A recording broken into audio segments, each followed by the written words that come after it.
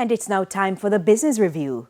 Tourism Minister Edmund Bartlett says the local travel industry continues to see a steady rebound. Speaking with our news center recently, Mr. Bartlett said arrivals and earnings should exceed $1 million for the March 2022 quarter. Initial skittishness of January with the Omicron is now behind us. And we're looking at closing the first quarter somewhere in the region of 1 million visitors stopover and cruise, and that could bring us up to 1.5 billion US dollars. The workers are coming back. Unfortunately, we have lost some of our good workers because the global supply chain that has been disrupted by what we are calling the entrepause is causing havoc with some of the areas. Not just workers, but even supply of goods, and services in some areas. He says significant focus and investments are needed to fix the issue.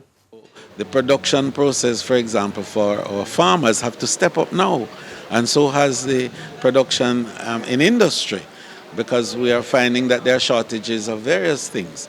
Now, that's not good for us overall, because if these will affect the efficiency of the industry, but at the same time it will also impinge our competitiveness, and our competitiveness is very important.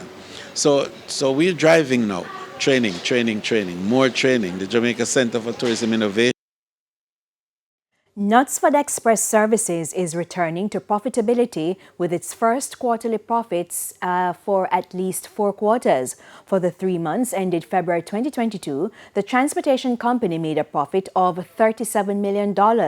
That's compared to a loss of $1.6 million for the same period in 2021 quarter's performance, which brought the company's profit for the 9 months up to February to $45.4 million. Knutsford Express's revenues also increased. The company earned $301 million in the quarter.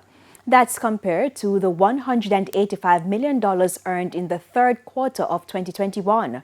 Revenues for the 9 months amounted to $774 million. Knutsford Express says the uptick is linked to relaxed COVID-19 measures.